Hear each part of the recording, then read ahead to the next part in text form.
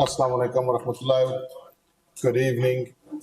I'd like to first extend my gratitude to my colleagues, which have made a very lengthy journey, brothers, to be here in Birmingham.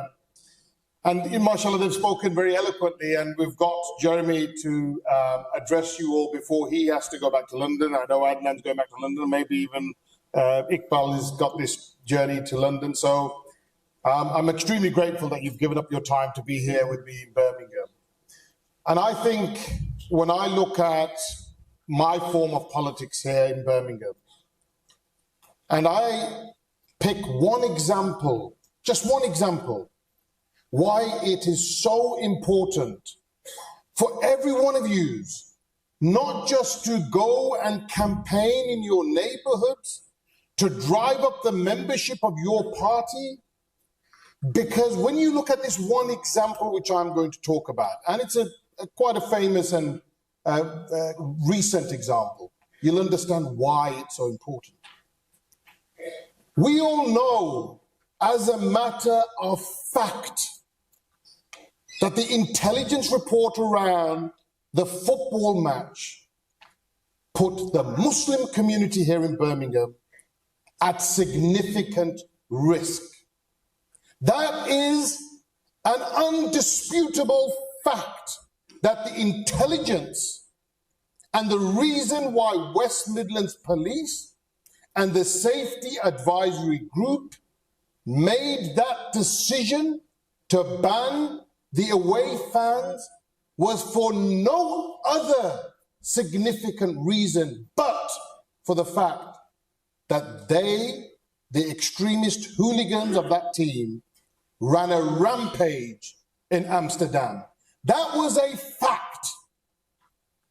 And yet, analyze for a moment, just for a moment, how the political elite of every single political party and how the presenters of every single mainstream media presented that decision of an independent, impartial safety advisory group when they had before them the intelligence reports. What did Kemi Badenoch of the Conservative Party say? She said that that decision was a disgrace. The banning of these fans was a disgrace. Followed by Keir Starmer, who didn't just call it disgraceful, he went beyond that peril to say it was anti-Semitic. That those people behind the decision-making essentially and inferentially were racists. That's what Keir Starmer said. And then when you look at the next political party, the one party that at least sides with us in the call of a genocide, the Liberal Democrats. Now, if there was any political party that would stand in solidarity with a plight to the Palestinians and ask for all Israeli athletes to be banned on an international tournament, it would be them. But what did Ed Davies say? What did Tim Farron say? They all told the same line, and they weaponized this argument. They made it about religion when it had nothing to do with the religion of the Israeli fans. And when we raised this matter in Parliament, every single independent MP, Lisa Nandy, the minister, what did she say? She essentially said that we were anti-Semitic and racist. That was her position. I'm even going to talk about Nigel Farage because we all know where he stands. But you get my point, that every single political party, despite the evidence pointing at the guilty, was prepared to turn away and say, actually, the guilty people are the people of Birmingham. The guilty people are the people of Aston. They were prepared to sell each and every one of us out just to suit the narrative which they spun. That's how dangerous politics have come. That's how dangerous these political parties have become. That they are willing to say anything. And that is the tsunami that we are up against.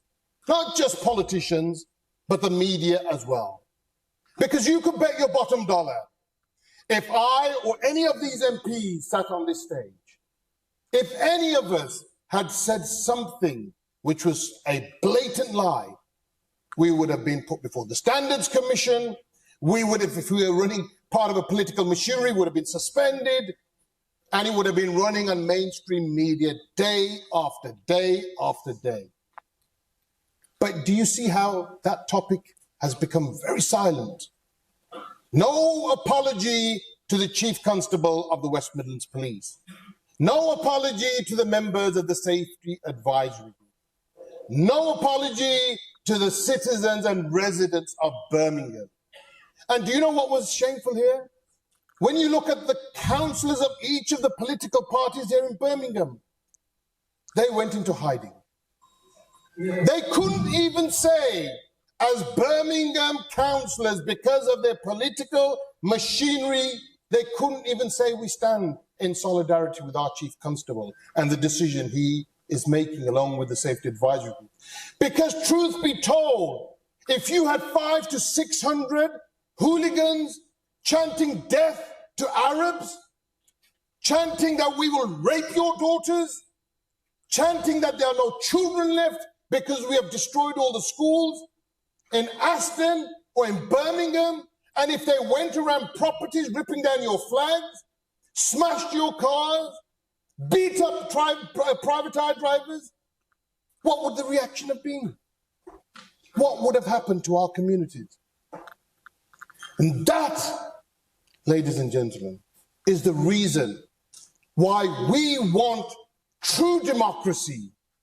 And true democracy comes from the ground, comes from the average folk, comes from people like you who are sat in this room, and every conversation that you have out there with your neighbors, at a local shopping center, local grocery shop, because there are some extreme challenges ahead of us.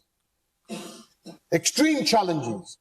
If we are to fight this far-right narrative, the racism that we see, that the spin 180 degrees of everything to target and marginalize minority communities, when we have done nothing, if we are to challenge that narrative, then we must go out there, shore up the membership, because you have all seen, and I'm confident that the majority of Britain has seen, that when we stand up, we have no shackles.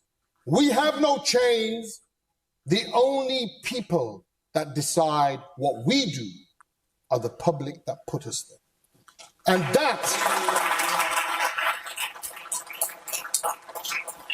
that is true democracy. That is the kind of democracy that we want to see.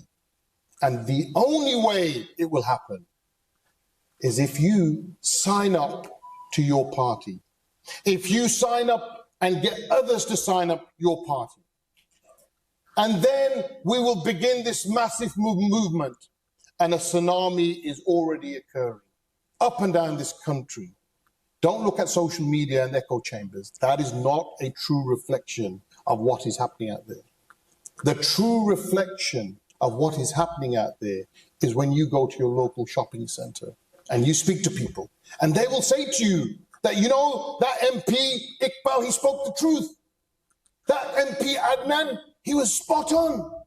Jeremy Corbyn's always been spot on, right?